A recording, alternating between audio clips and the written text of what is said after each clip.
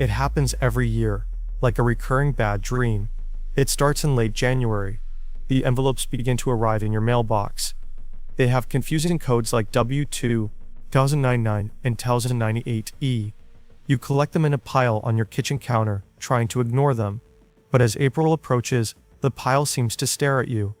For millions of Americans, tax day is a ritual of anxiety. We spend an average of 13 hours staring at spreadsheets, digging through shoeboxes of receipts, and praying we didn't make a math error that lands us in federal prison. We assume this is just how the world works. We assume that paying taxes is supposed to be difficult, like a root canal or a physics exam. But what if I told you that the United States is the anomaly?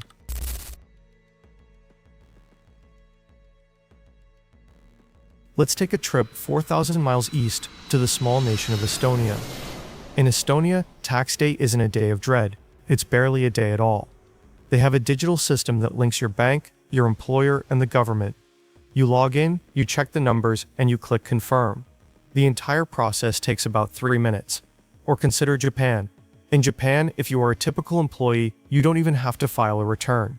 The government simply sends your employer the correct tax code, the money is withheld, and you are done. The paperwork? Zero. When American politicians are asked why our system is so different, they usually talk about complexity. They say the US economy is too sophisticated, or that our tax code is too unique to be automated. But that isn't true. The reality is that for the vast majority of people watching this video, the IRS already knows exactly how much you owe. Your boss sends them your W-2. Your bank sends them your interest statements. The government has the answer key to the test they are forcing you to take. So why are they making you guess the answers? It turns out the complexity of the American tax code isn't a byproduct of government incompetence.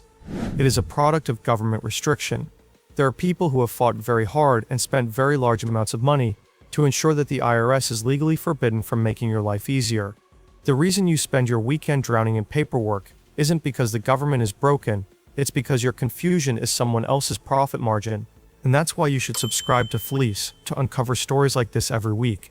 Because usually, when a system seems broken, it's actually working exactly as designed for the person who built it. To understand who built this trap and how they keep you inside it, we have to go back to 1983. We have to meet a man who didn't want to be a villain. In fact, he started out as the only person trying to help.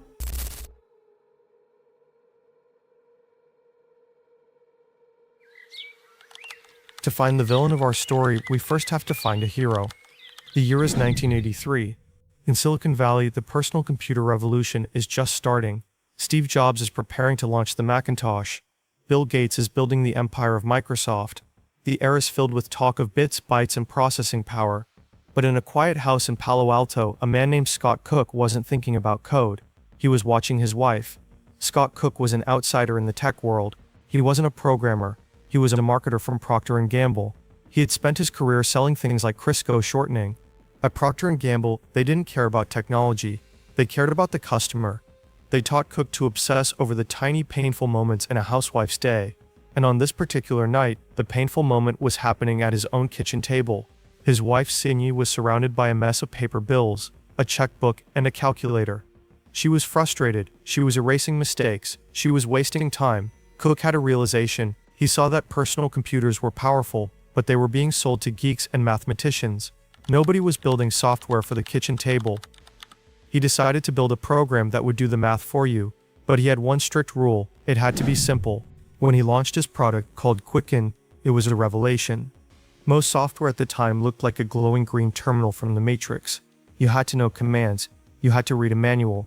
Quicken was different. When you opened it, the screen looked exactly like a physical checkbook. If you knew how to write a check, you knew how to use the software. It was intuitive, hence the company name Intuit. Intuit became a sensation. It didn't just sell well, it was beloved. Scott Cook was hailed as a genius who was using technology to liberate Americans from the drudgery of paperwork. In the early 90s, Microsoft, the biggest predator in the industry, tried to crush them. Bill Gates launched a copycat product called Microsoft Money. He had more cash, more developers, and more power, but he lost. Intuit won because they understood the customer better. They were the good guys. They were the Davids fighting the Goliath of complexity. By 1993, Intuit had solved the problem of balancing the checkbook, but Scott Cook saw a bigger monster on the horizon, a problem much more complicated and much more hated than monthly bills: taxes. Intuit acquired a small San Diego company called Chipsoft, the makers of a clunky program called TurboTax. Cook applied his kitchen table magic to it. He made tax filing friendly. He made it colorful. He made it ask you questions like a human being. For a brief moment, it seemed like technology was going to fix everything. If Intuit could make taxes this easy, maybe the stress of April 15th would disappear forever. But Scott Cook was about to learn a dangerous lesson. He discovered that when you are in the business of solving problems, you eventually run out of problems to solve, unless you make sure the problem never goes away.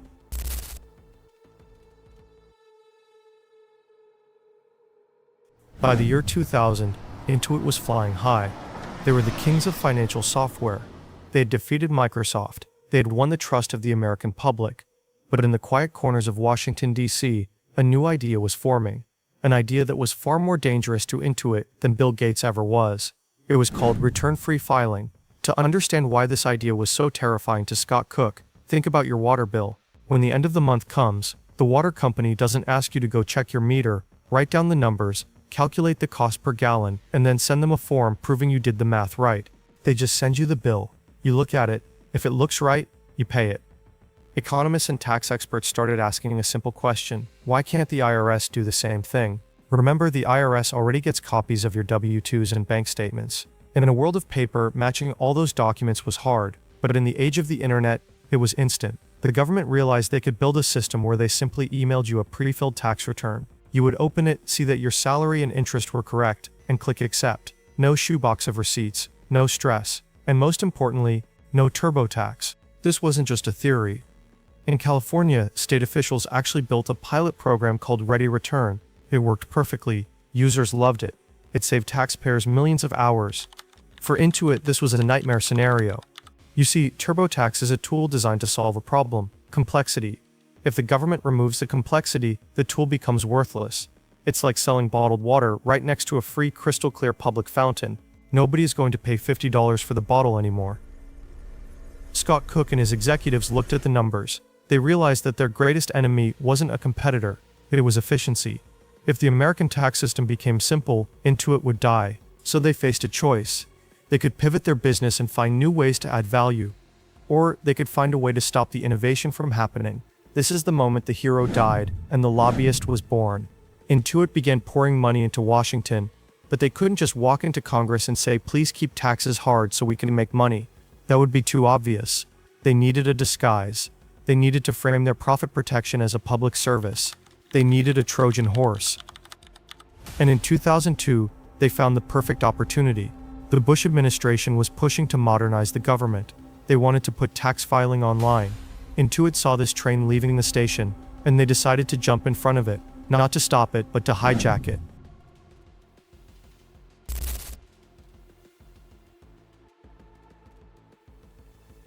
The year was 2002.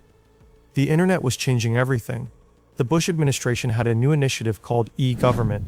They wanted to drag the federal bureaucracy into the 21st century. The IRS was under immense pressure to create that free online filing portal we talked about. They had the mandate and they had the technology. But then Intuit walked into the room with an offer that sounded too good to refuse. Scott Cook and a coalition of tax software companies approached the IRS commissioner. They said essentially, "Look, building software is hard. It's expensive. You're the government, you're good at collecting money, not writing code. If you try to build this website, you will mess it up." So they proposed a partnership. They called it the Free File Alliance. Here was the pitch. Intuit and its competitors would agree to give away their premium software TurboTax for free. Totally free, but not to everyone. They would offer it to the bottom 60% of income earners. That's tens of millions of the poorest Americans, soldiers and students. Intuit would cover the costs. The government wouldn't have to spend a dime. On paper, it looked like an act of corporate charity. It looked like philanthropy. But buried in the fine print of the agreement, there was a catch. A condition that turned this gift into a weapon. In exchange for Intuit providing this free service, the IRS had to agree to a strict non-compete clause. The document explicitly stated that the federal government would pledge not to build its own tax filing software. Do you see the sleight of hand?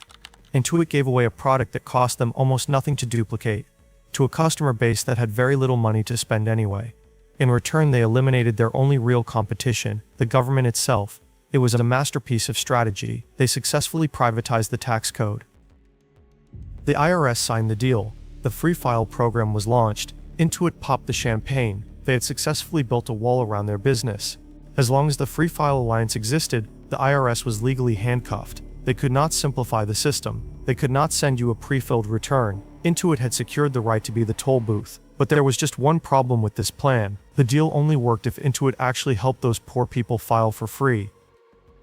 If millions of Americans actually used the free software, Intuit would lose a fortune. They needed to fulfill the contract to keep the IRS away, but they needed to make sure nobody actually used the product they were contractually obligated to provide. So they decided to hide it. They began a campaign of digital camouflage. They used code to trick search engines. They used confusing names to trick grandmothers. They turned their user interface into a labyrinth designed to do one thing: steer you away from the free product you were entitled to, and toward the Pay Now button. This wasn't just bad design, it was a dark pattern.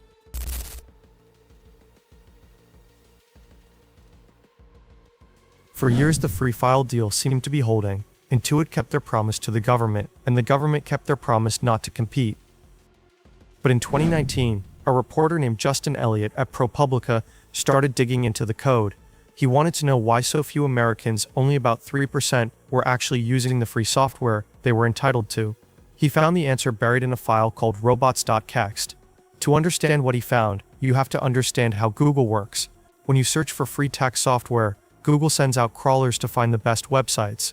If you want people to find your site, you roll out the red carpet for these crawlers. But when Elliott looked at the code for Intuit's Free File landing page, the specific page they were legally required to provide, he found a command that said, "No index, no follow." In plain English, this code was a do not enter sign. It told Google to pretend this page didn't exist. Intuit had deliberately made their mandatory free service invisible to the internet. So where were the users going? Intuit had created a decoy. They built a second product with a confusingly similar name. The government-mandated product was called TurboTax Free File. The commercial product was called TurboTax Free Edition. The difference between those two words, file versus edition, was worth billions of dollars. Here is how the trap worked. You would search for free taxes.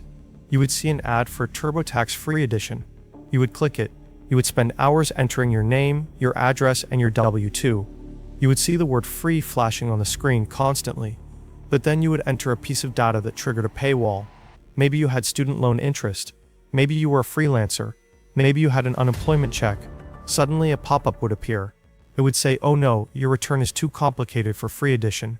You need to upgrade to deluxe for $59.99. This is what designers call a dark pattern. By the time you see the price tag, you have already done the work. You are tired. You are stressed. The idea of starting over on a different website is unbearable. So you pay. Intuit knew this. They knew that if they could just get you to start typing, they owned you.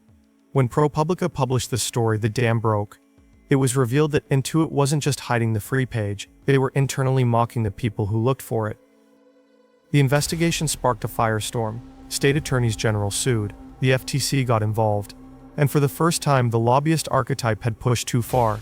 They had broken the one rule of the invisible middleman: don't let the public see the strings.